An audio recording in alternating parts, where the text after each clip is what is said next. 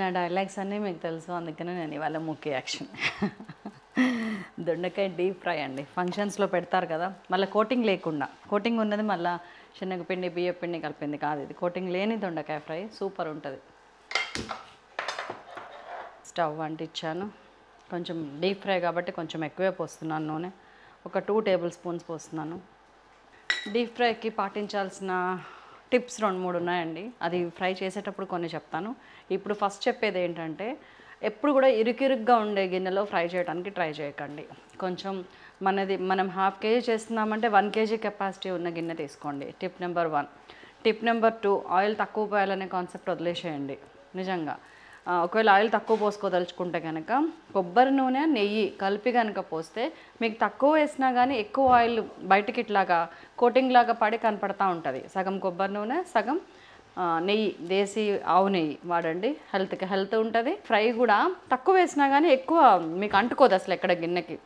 Tip number 2. Tip number 3 ఏంటి, ingredients ఎప్పుడు ఏది వేయాలో అది వేసుకుంటూ వెళ్ళాలి. నీళ్ళు వచ్చేసేవి ముందు అట్లా వేయకూడదు. ఆ టిప్స్ ఏంటనేది మనం ఫ్రై చేసేటప్పుడు తెలుసుకుందాం. కానీ ఇది మాత్రం ఒకసారి తిన్నారంటే వెరీ డెడ్ ఈజీ అండి. మీకు పెళ్ళిళ్ళలో ఇట్లా వేస్తే అబ్బాయిలు మళ్ళీ వస్తే బాగుండు, మళ్ళీ వేస్తే బాగుండు బంతి మీద, ఆ టైప్ దొండకాయ ఫ్రై ఇది. డీప్ ఫ్రై చాలా బాగుంటుంది. ఈ పల్లీలు ఉన్నాయి కదా, ఇవి ఒక 2-3 టేబుల్ స్పూన్స్. ఎన్ని మీ పిల్లలకి ఎక్కువ తింటే ఎక్కువ వేసుకోండి, తక్కువ తింటే తక్కువ వేసుకోండి. జీడిపప్పు ఒక్కలు ఇవి అవి జస్ట్ ఉత్త పెంక మీద పక్కన ఫ్రై చేసుకుందాం. ఇందులో వద్దు. స్టార్ట్ చేయనా? నూనె కాగింది. ఆవాలు జీలకర్ర ముందు వేయట్లేను. 1 టీ స్పూన్ మినప్పప్పు, 1 టీ స్పూన్ పచ్చిశనగపప్పు. సిమ్ చేసేస్తున్నా. ఇంకా తాలింపు కొంచెం మాడినా కానీ కూర.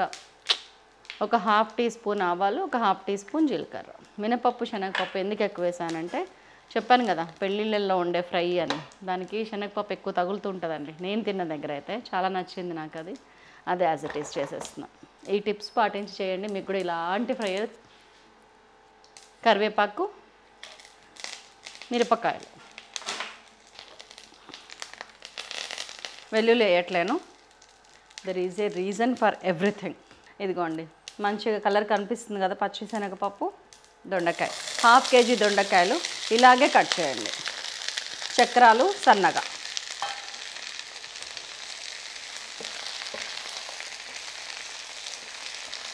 చీర బాగుందా? మా ఫ్రెండ్ ఉషాది, తాను ఇచ్చింది నాకు. నేను ఇది మొత్తం హై ఫ్లేమ్ మీద, ఇప్పటికి 3 నిమిషాల నుంచి నేను హై ఫ్లేమ్ మీదనే ఉంది. ఉప్పు కానీ పసుపు కానీ ఏం వేయలేదు, గమనించారా? దిస్ ఈజ్ ద టెక్నిక్తో చేసే ఫ్రై. ఇది చాలా బాగుంటుంది, చాలా టేస్టీగా ఉంటుంది, ఇంట్రెస్టింగ్గా ఉంటుంది. పిల్లలకి పిచ్చిగా నచ్చుద్ది, మీకు కూడా. ఈలోపు 2-3 నిమిషాలు అట్లా వేయకుండా మర్చిపోకండి, అప్పుడప్పుడు కదుపుతుండండి. మూత ఎందుకు పెట్టారంటే దొండకాయ ఉడకాలి. ఇదిగోండి ఇవి 2 నేను జస్ట్ ఉత్త పెంక మీద వేయిస్తా. ముందు పల్లీలు వేయండి. పల్లీలు సగం వేగినాక జీడిపప్పు వేయండి. నూనె ఎక్కువ లేదు, రైస్ బ్రౌన్ ఆయిల్, బుడగలు వస్తుంది అంతే. మళ్ళీ దొండకాయల్లోంచి వాటర్ బయటకు వస్తుంది, అందుకనే ఆ చప్పుడు అట్లా వస్తుంది, ఆ బుడగలు అట్లా వస్తున్నాయి. ఆయిల్లో వాటర్ కలిస్తే ఇట్లా అది అంతే. నూనె అస్సలు ఎక్కువ అవ్వాలా. ఈ ఫ్రైకి మాత్రం ఉండాలి. ఇప్పటికి 4-5 మినిట్స్ అయింది మనం వంట స్టార్ట్ చేయబట్టి. ఎందుకు నేను టైంతో సహా చెప్తాను అంటే, మీరు కంగారు పడకుండా, తొందరపడకుండా, ఎంతసేపు ఉడకాలనే నాలెడ్జ్ కూడా లేకుండా కొంతమంది కొత్తగా వండేవాళ్ళు, ఏముందండి మాకు వంట స్టార్ట్ చేసినప్పుడు 2-3 ఏళ్ళ దాకా ఏదేంటి ఎట్లా వండాలో తెలియదు. మీరు కూడా వంట స్టార్ట్ చేసి ఉండొచ్చు కొంతమంది. వాళ్ళ కోసం ఇంత విడమర్చి చెప్తాను నేను.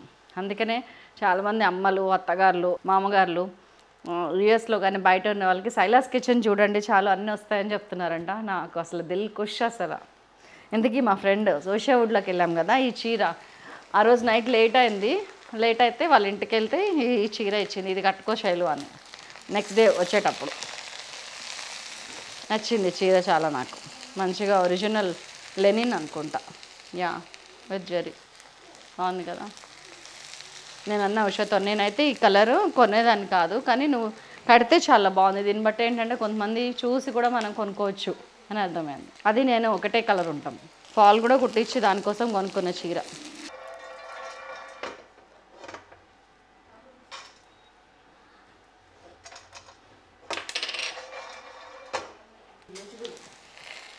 దాదాపు 8 నిమిషాల నుంచి వేగుతుంది. హై ఫ్లేమ్ మీద మూత పెట్టి చక్కగా ఉడికిపోయింది, వేగిపోయింది. చూస్తున్నారా? ఈ టైంలో ఒక హాఫ్ టీ స్పూన్ అల్లం వెల్లుల్లి పేస్ట్ చక్కగా వేసి కలిపేయండి. కలిపారా?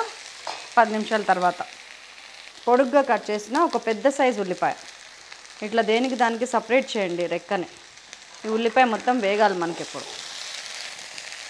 అండ్ పచ్చిమిర్చి 4-5 పచ్చిమిరపకాయలు, అరకిలో దొండకాయలకి ఒక పెద్ద సైజు ఆనియన్, 4-5 పచ్చిమిరపకాయలు వేసిన తర్వాత ఇప్పుడు ఉప్పు వేసి, ఈ కూరకి ఎంత పడుతుంది ఉప్పు? 1 టీ స్పూన్ మీద కొంచెం పడుతుంది. వేయిస్తే ఉల్లిపాయలకు కూడా ఉప్పు తగిలి మంచిగా వేగుద్ది. దొండకాయ లోపలికి అంట పోకుండా ఇట్లా పైనంగా ఉప్పు ఉంటుంది, కావాల్సినంతే పీల్చుకుంటుంది ఉప్పు. నీళ్ళన్నీ అయిపోయినాక ఉప్పు వేయటం వల్ల ఫర్దర్గా కూడా నీళ్ళు వచ్చేస్తాయి మనకి. దానివల్ల దొండకాయ పొడిగా ఉంటుంది, ఉల్లిపాయ మంచిగా వేగుద్ది. అదే మీరు ఫస్టే ఉల్లిపాయ వేసేసారు అనుకోండి, ఉల్లిపాయ కూడా కనపడదు ఈ పాటికి. కానీ మనకి కనపడాలి, ఇట్లా వేగాలి. మళ్ళీ ప్రతి సంఘటనకి కూడా ఒక రీజన్ ఉన్నట్టే ప్రతి కర్రీకి కూడా ఆ టెక్స్చర్, ఆ పర్ఫెక్షను అది రావటానికి కొన్ని కారణాలు మనం క్రియేట్ చేయాలి ఇందులో. నేను పెద్దవాళ్ళ దగ్గర, తెలిసిన వాళ్ళ దగ్గర, మీకు తెలుసు సైలాస్ కిచెన్కి డిఫరెంట్ వంట చేసే వాళ్ళు వస్తారు నిష్ణాతులని, వాళ్ళ దగ్గర నేర్చుకున్నాయి అవన్నీ కూడా కొన్ని ఇంప్లిమెంట్ చేయటం. ఇది మాత్రం మా పిల్లలు చిన్నప్పుడు ఎప్పుడో ఒక దగ్గర తింటే అమ్మ చాలా బాగుంది అని చెప్తే ఆ తర్వాత నుంచి ఇలా చేయటం స్టార్ట్ చేసా. అప్పుడప్పుడు, నాట్ ఆల్వేస్. దొండకాయలో ఒక 10 వెరైటీస్ ఉంటాయి, ఇది ఒక 1 ఆఫ్ ద వెరైటీ.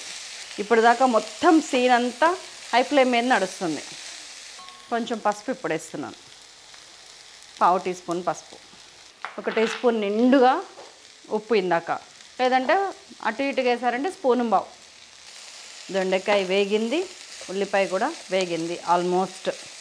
ఇందాక వచ్చింది నీళ్ళ వల్ల బుడగలని ఇప్పుడు నమ్ముతారా? నేను ఇప్పుడు కొంచెం మంట తగ్గించాను. ఇప్పుడు ఎటుపోయినాయి ఆ బుడగలన్నీ? సో ఇదన్నమాట.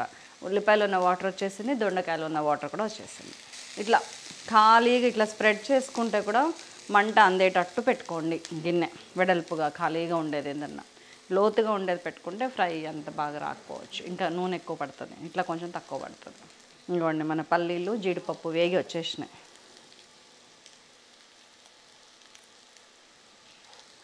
మనం రోజు చేసే దొండకాయ ఫ్రైయే కొంచెం డిఫరెంట్గా చేస్తే చాలా టేస్ట్ ఇన్మడిస్తుంది. మొత్తం ఉల్లిపాయలు వేయకముందు 10 నిమిషాలు వేయించాను, ఉల్లిపాయ వేసినాక 5-6 నిమిషాలు, 15 నుంచి 16 నిమిషాలు అంతే. కారం స్పూను 1.5 టీ స్పూన్, మీరు తిన్నంత కారం లేకపోతే. ఇదే టెక్స్చర్ అది తిన్నకాంచి ఇప్పుడు ఒక 100 సార్లు చేసి ఉంటాను. అంటే డిఫరెంట్ దొండకాయల మధ్య ఇది ఒక వెరైటీ కదా, ఎప్పుడు చేస్తే దీని మజా పోయింది. నాకు అర్థం కాలేదు సార్. పిల్లలకి చాలా ఇష్టం అండి ఇది. ఇది దొండకాయ ఫ్రై ఇట్లా రాలాలి. మళ్ళీ ఉడికిపోయింది, వేగిపోయింది, ఉల్లిపాయ కనిపిస్తుంది.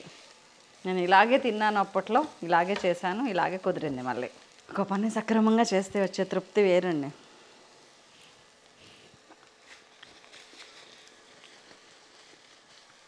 కొంచెం ఉప్పేనా సరిపోయింది. అన్నంలో కలుపుకునేటప్పుడు కొంచెం తక్కువ పడుతుందేమో అనిపించి లైట్గా కారం వేసిన 2 నిమిషాలకు కట్టేయచ్చు. 2 నిమిషాలు కూడా కాదు, 1 మినిట్కి. ఆ కారం స్మెల్ పోయింది, మంచిగా పైనంగా ఇట్లా పొడిలాగా లేయర్ లాగా ఫామ్ అయింది. సూపర్ అయిపోయింది. ఇదిగోండి, ఇది ఒక అందమైన బౌల్లోకి షిఫ్ట్ చేసి టేబుల్ మీద పెట్టేస్తే పిల్లలు ఎంత ఇష్టంగా తింటారంటే మాటల్లో చెప్పలేను. ఇదే అందమైన బౌల్. ఇదిగోండి, ఇట్లా జల రాలుతుంది. అది చూపిద్దామని నేను ఇట్లా వేస్తున్నా. చాలా బోల్డ్, కావాల్సినన్ని పప్పులు ఉన్నాయి మనకి, పిల్లలు టక్టక్లాడించడానికి చాలా బాగుంటుందండి. 15 నిమిషాల రెసిపీ ఇది, హై ఫ్లేమ్ మీద మూత పెట్టి. And deep fry, oil fry కాదు, నల్లగా మాడిపోయేటట్టు దొండకాయ బెండకాయ తెలియనట్టు కాదు, కనపడుతుంది క్లియర్గా ఇది దొండకాయ అని. మళ్ళీ దీనికి ఎలాంటి కోటింగ్ లేదు, శనగపిండి, బియ్యపిండి, కార్న్ఫ్లోరు ఏం లేదు. ఒరిజినల్ దొండకాయ రుచి. పిల్లల్లో బ్రెయిన్ పవర్ పెంచాలంటే దొండకాయ అండి చాలా బాగా పనిచేస్తుందంట. అన్నంలో కలుపుకొని వేడిగా తింటే జీవితం ధన్యం. ఏదేదో పెద్ద లక్ష్యాలు రీచ్ అవ్వక్కర్లేదు. మనం సంతోషంగా ఉండటానికి ఇట్లాంటి చిన్నవి పెట్టుకొని దీంట్లోనే సాటిస్ఫై అవ్వచ్చు. అండ్ కొంతమందిని చేయొచ్చు. ఇంతకు మించి ఏముంటుంది చెప్పండి. జీవితానికి వరం. మరొక అద్భుతమైన రెసిపీతో మళ్ళీ కలుస్తాను. Thank you so much. Keep watching.